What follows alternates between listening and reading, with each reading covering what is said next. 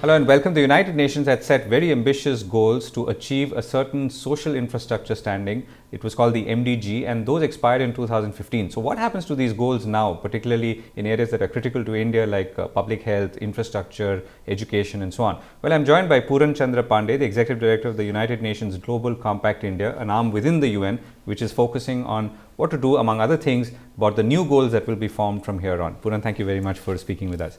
So tell us, if we can start at the beginning, the UN Compact India program or the initiative is really an arm of the United Nations, and among other things you're going to be looking at what new goals we can all aspire for, considering that most of the old goals have not been met, at least from an India standpoint. Absolutely. No, I mean, thank you very much indeed. I would begin by saying that the year 2000 was very critical in the history of the United Nations for two reasons. One, that in the year 2000 MDG goals were created, and the whole idea was that how can UN take the ownership of pushing the human development goals not only within a few countries but across the globe. And that was the first thing which happened, and that was very critical.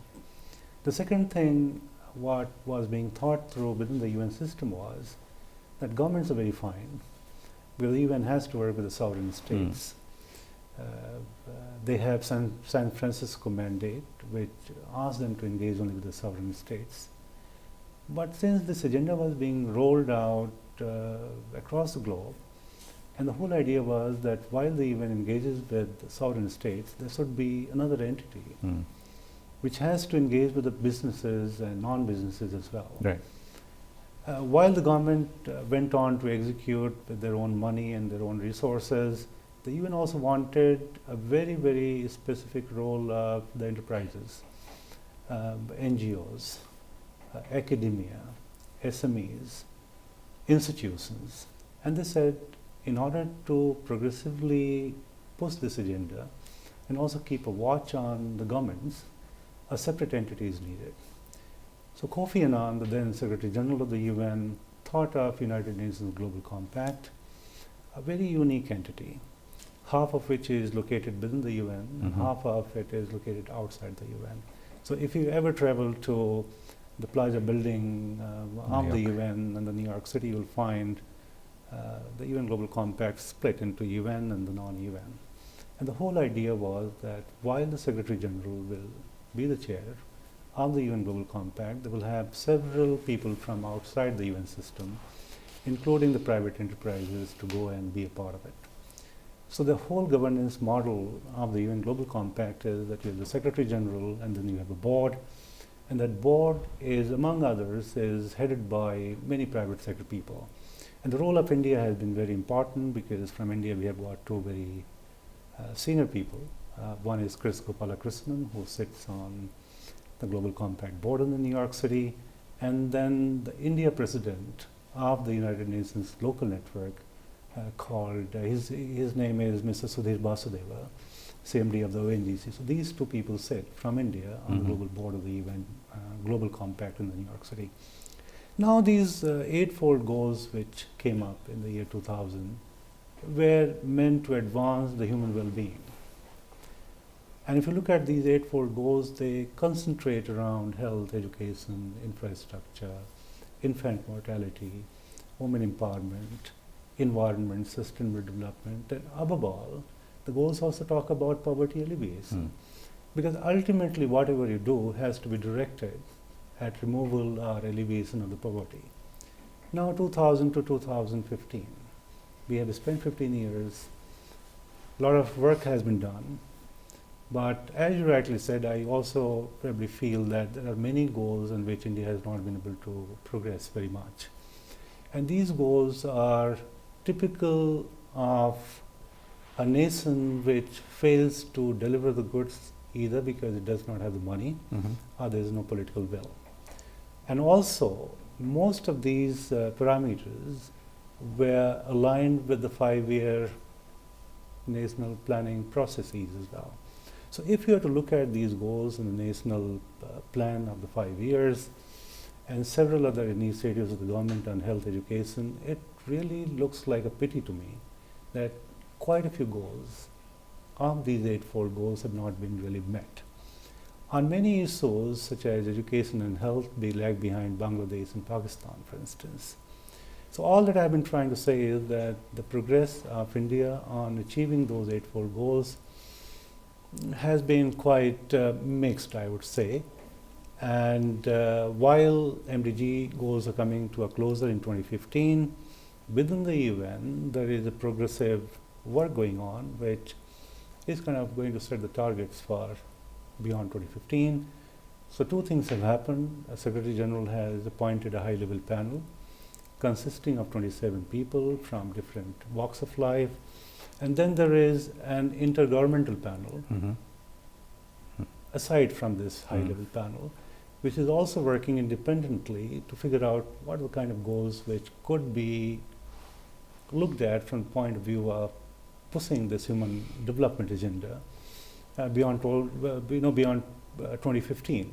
So these two panels are working independent of each other, and there is, for the first time, a greater consultation within the countries driven by the UN, so that whatever agendas are going to be taken up are not really taken up in suspended isolation.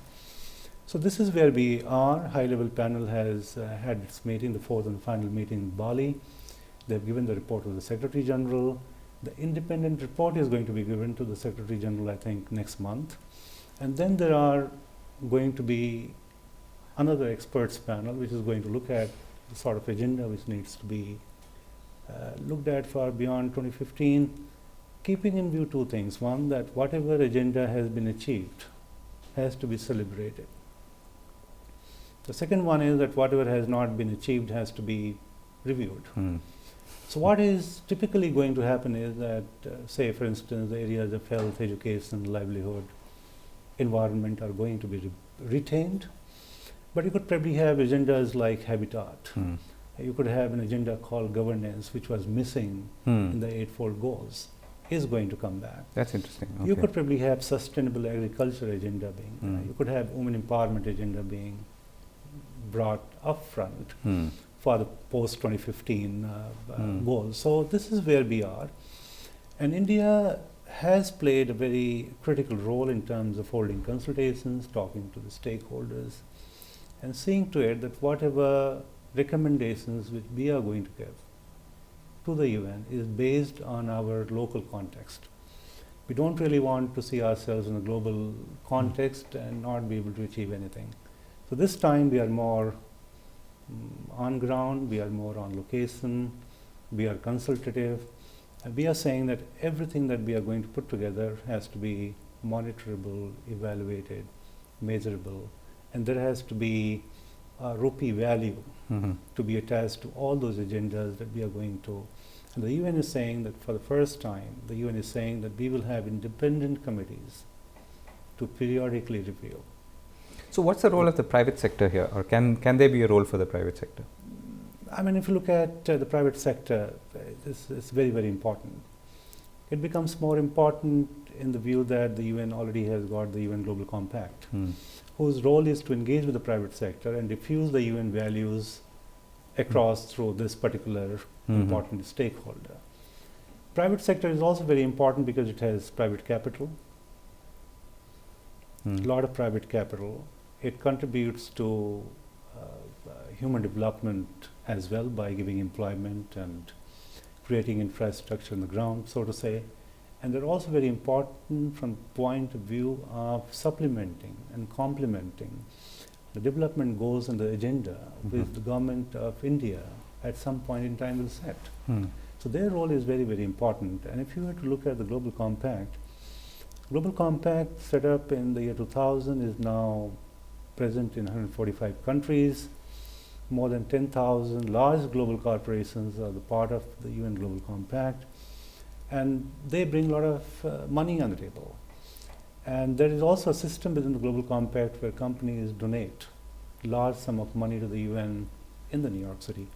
So their role is very, very critical, not only that they have to sit and criticize the government, but join hands with the government and push some of these major development agendas which ultimately are going to help the country on the whole. So their role is very critical, I believe. Right. So last question. So what are the what would the manifestation of this be in India, as you see it? You see, the manifestation is very clear, where the government of India has also been pushing some of its own local agenda, which means mandating CSR, which has just happened. So the rules are being written, you have an act now. So fairly good deal of money is being generated. I mean, our estimate is that roughly about $3.5 to $4 billion is going to be set aside by the compulsory mandating of the CSR in per year in starting right now. Starting right now. Then you have the 5-year plan which is being rolled out. Then you have the UN Global Compact agenda being there. So I think there is a bit of convergence if you look at all these three areas. And the role of the private sector, because of the money they have, because of the influence they wield, because of their own development work which they have been doing through their private foundations, for instance. So their role becomes quite critical in the sense that how do they really not do something which is aside from the ongoing agenda of the UN, but how can they really conjoin the larger goals and fit them into whatever they have been doing. And they have a critical role to play as we go along, and it is proven in some of the developed countries that the role of the private sector has been not only critical, but they have pushed the whole envelope. And I think we need to take some lesson out of what has really happened in the West and kind of localize it and then see to it as to how do we really support and help the people who are still on the ground and on the periphery, despite the fact that we spend a lot of money through plans and private foundations of the private sector and several other goals which the government of India keeps on pursuing without much achievement. So I think convergence and collaboration seems to be the way forward, and the role of the private sector seems to be very critical. And that's a good note to end on. Thank you so much for speaking to us, Pooran. Thank you so much, Govindraj.